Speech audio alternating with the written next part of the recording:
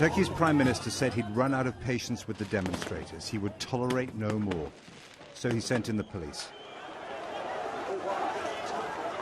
For nearly 2 weeks, anti-government protesters have occupied Istanbul's Taksim Square and the adjoining Gezi Park, where the anti-government demonstrations began.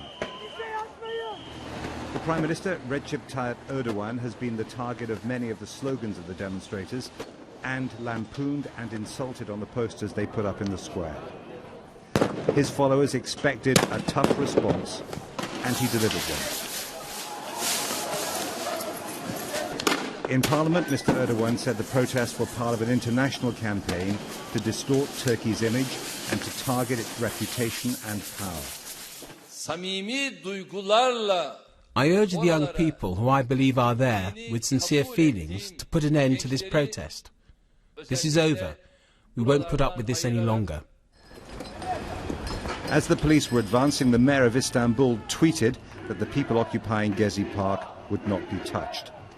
Some of them tried to form a human chain in the square to get between the police and the protesters to stop the clashes.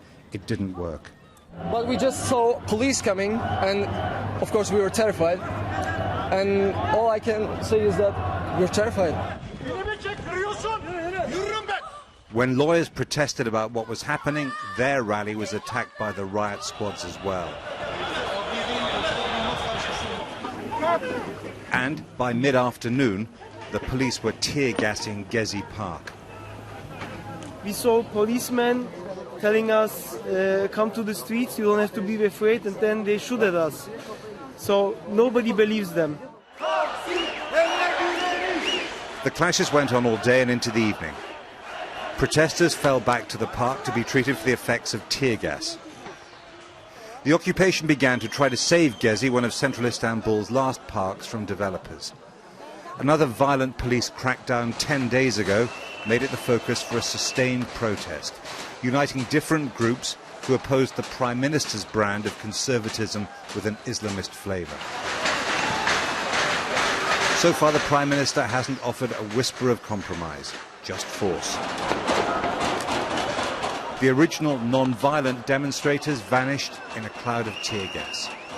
They deny the government's accusation that the protests have been hijacked by vandals and terrorists. Turkey is badly split. Mr. Erdogan's supporters applaud what he's done, have given him 3 election victories, and believe he's making Turkey into a great power again.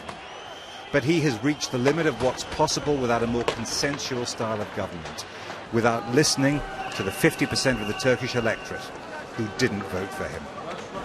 This is new territory for Turkey. The Prime Minister has never faced opposition like this, and a new political generation is coming of age on the streets.